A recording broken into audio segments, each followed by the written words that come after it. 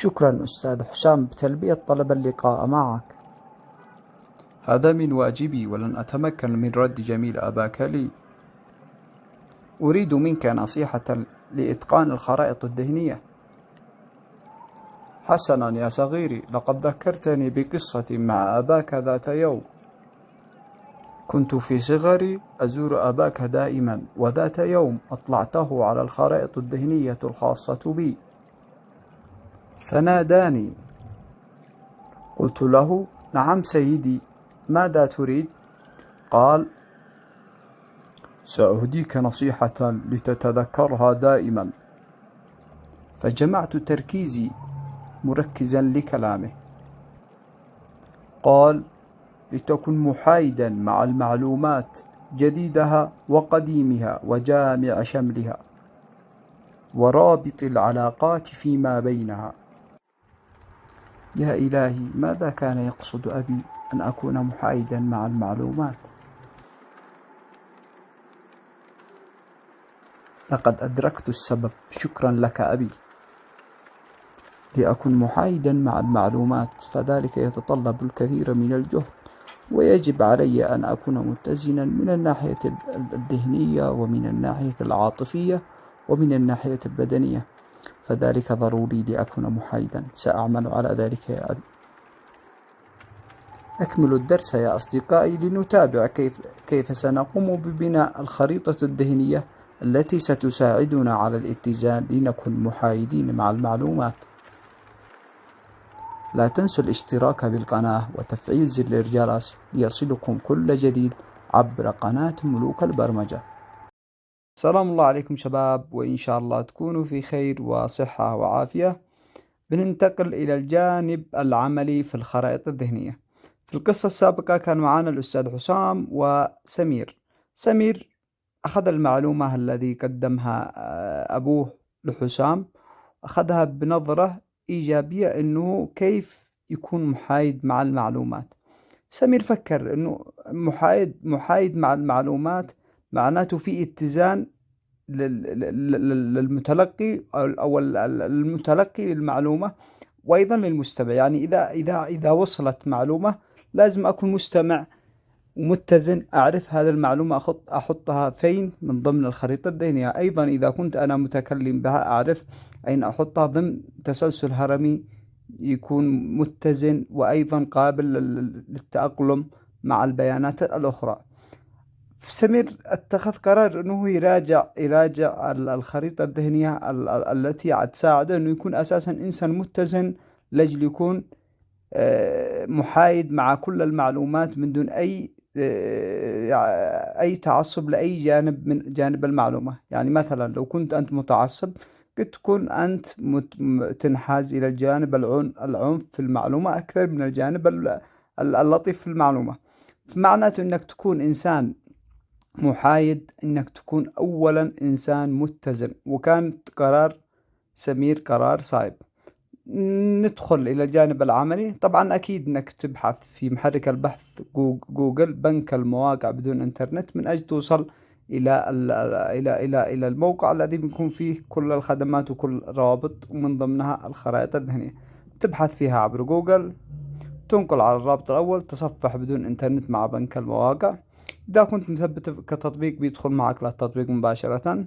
تختار ريكوست كاش أو ريكوست ريفرش مانوالي، يحبذ إنك تكون يعني تكيش كل شيء ويشتغل معك بدون إنترنت. تمام، كلام جميل. طبعا إذا حاب إنك تطلع كيف تثبته تطبيق بنك المواقع، بتتابع بأس الفيديوهات السابقة وتعرف كيف قمنا بها بالسابق. بننقر على القائمة الجانبية، القائمة الجانبية بننقر عليها. في معانا بيست سيرفيس بننقر عليها. طبعا قد تختلف القوائم ولكن بتكون متشابهة في كل الأحوال. بننقر عليها. بننقر على الخرائط الذهنية 2 الذي بنطبق عليها الآن. الخرائط الذهنية طبعا بالإمكان نحن ننزل، طبعا لأن نحبذ أن يكون في معك قلم، يكون التطبيق العملي جدا سهل وبسيط. طبعا إذا ما كانش في معك قلم وحابب وشايف إن في مثلا صعوبة، طبعا تستخدم الحاسب، بيكون جدا سهل لهذه الأمور. وإذا حاب إنك تنتقل إلى صفحة جانبية في العنوان الخرائط الذهنية 2، في معانا السهم إلى خارج، هذا بيفتح معنا في نافذة جديدة، أو معنا التكبير بيقوم بعملية الزوم وتكبير الشاشة بالكامل بحيث تكون أسهل. أيضا نطبقها مثلا بالزوم، بنجي نشوف الخريطة. طبعا في معانا الأزرار، التصغير والتكبير من أسفل إذا نحب نحن نصغر أو نكبر الرسوم البيانية. طبعا تكلمنا في الدرس السابق كيف بنقوم ببناء الآباء والأبناء. مثلا لو حابين نضيف بنعمل نقرة مطورة بالماوس أو باليد. طبعا نحب أن يكون في معاكم قلم دائما، حتى لو تشتري قلم خارجي إذا جهازك ما بدعمش. بنتكلم ليش في الأيام القادمة في أشياء جدا كبيرة بنستفيد منها بالقلم، بنتعرف عليها الأيام القادمة. مثلا مجرد نحن ننقل نقرة مطولة بالقلم أو باليد، ندخل إدخال عقدة فرعية بندخل فيها، وأيضا نقدر نحن نعمل عملية كتابة بيانات لها بالنقرة المزدوج، نكتب للبيانات للمعلومة الذي نحب نضيفها في ضمن الشجرة ونستفيد منها. وأيضا تكلمنا كيف اخترنا الشكل الذي نحب من بالسابق. طبعا احنا اخترنا الشكل الخريطة الذهنية بهذا الشكل لأن احنا بنحب ان احنا نتكلم على معلومة قد تكون فيها مقارنة، أو الشكل الحالي بينفع في شكل للمقارنات، وأيضا بينفع للمعلومات التي تجتمع على شيء موحد بالمنتصف. بيكون يعني شكل الأقرب ليه إنه يكون بهذا الشكل درسنا لهذا اليوم. طبعا تكلمنا كيف بنتحكم ببعض الإعدادات، منها الخط، منها الأمور هذه. وأيضا لو حبينا أنه يكون مثلا الخط كبير من هذه الأمور بنقدر نتحكم بأشياء جدا كبيرة منها. بالأيام القادمة بنتعلم أشياء جدا كبيرة. طبعا في حال كان معك قلم بيكون في عدة فوائد، من ضمنها التكبير. طبعا في كل يوم قد نأخذ معلومة جديدة، ونحب أن احنا نتعلم كل شيء بالتدريج من أجل تسهل معنا كل الأمور. طبعا بنغلق الزوم.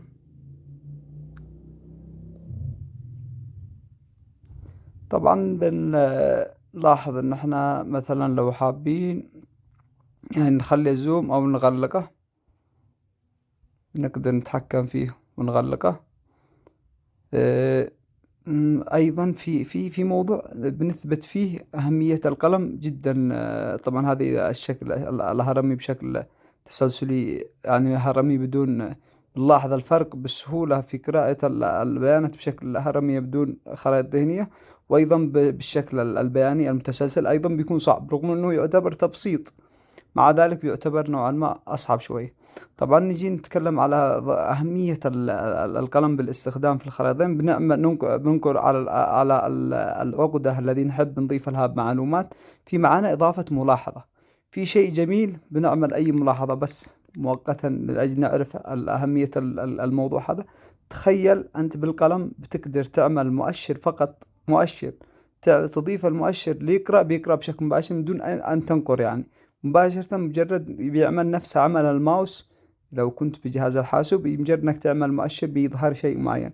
القلم نفس الفكرة، لو معك عدة معلومات وفيها تفاصيل كثيرة بتقدر مجرد انك تأشر بالماوس على المعلومات الإضافية تظهر لك. جدا جميل، بيكون جدا قوي في المذاكرة. بنتعلم الأيام القادمة أشياء جدا قوية وجدا جميلة في موضوع الخرائط الذهنية. بنتكلم على ان احنا نقدر نبني خريطة، بس بنقرأ الخريطة الموجودة معنا من اجل نسرع ما يطوش الوقت معنا. بنقرأ في معانا تقييم حياتي. انا بحبذ اني اقيم حياتي واكون متزن في حياتي، لأتمكن من اني اكون محايد مع المعلومات من حولي. طبعا في التصنيف الحالي بيعتبر من التصنيفات الجميلة، تصنيف صحيا وروحيا وعاطفيا وأيضا المخاوف ومهنيا. طبعا ذكرنا المخاوف ومهنيا لأنها بتأثر في جوانب مهمة في جانب الحياة، بنذكرها ونطلع عليها ونناقشها نقاش بسيط. طبعا روحيا أكيد وهو الأساس، أنك تكون علاقتك مع الله ممتازة لأنها الأساس من وجودنا في الحياة. وأكيد أنت تقدر تضيف أي عقدة في مستقبل، مثلا تم إضافة الثقة بالله والتسليم والتوكل، وبالإمكان أنك تضيف أي عقدة جديدة تستفيد منها. طبعا كل الخرائط الذهنية بنصدرها لكم في موقع بيكون فيه كل الخرائط الذهنية التي بنتعلمها، وأيضا مسلسلة حسب الدروس التي أخذناها.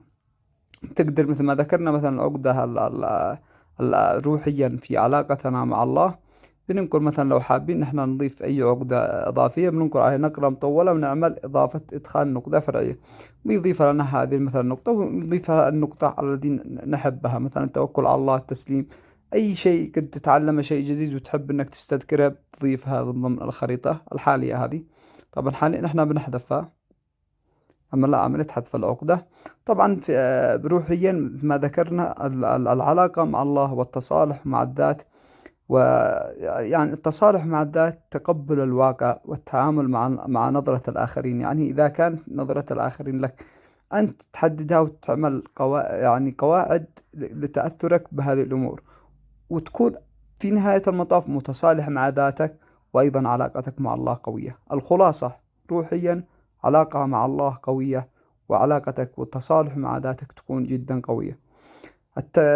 من الجانب العاطفي، طبعا الجانب علاقتك مع الحبيب أو العلاقة مع الآخرين بتحاول أنك تطورها وتكون إنسان عاطفي في نفس اللحظة، متزن عاطفيا، يعني العاطفي الشديد ولا قلة العاطفية أو جفاف العاطفي. بنحاول نكون إحنا عاطفيين بشكل متزنين. أيضا مهنيا، من الشيء الجميل إن إحنا نحافظ على الشغف وأيضا القيمة، نحافظ على إن إحنا يكون عملنا ذو قيمة عالية، وأيضا الشغف يكون هو الأساس لهذا العمل الذي بنقوم به. وصحيا بنحاول نحن نأخذ رياضة، قد تكون أسبوعية، نعمل مباراة أسبوعية، سباحة شهرية أسبوعية، هذا حسب وقتك وحسب نظامك. وأيضا نظامك الغذائي أيضا يساعدك في الجانب الصحي. وأيضا عائليا بتحاول أنك تكون على تواصل مع العائلة، وأيضا المشاركة والمسؤولية والمخاوف. طبعا المخاوف يعتبر من أخطر الجوانب الذي أنا لازم أتذكرها وتتذكرها أنتم، لأن أحيانا يكون في بعض المخاوف قد تهد خطوات كبيرة بالسابق، فلازم علينا التسيطرة على جانب المخاوف، لأنه يعتبر من الجوانب المهمة جدا. طبعا تقدر تكون مخاوف أو يسموها إدارة أزمات، في بعض الناس عندهم إدارة أزمات بشكل قوي وما فيش عنده أي مخاوف للمستقبل، لأي طارئ مستقبلي، وهذا الشيء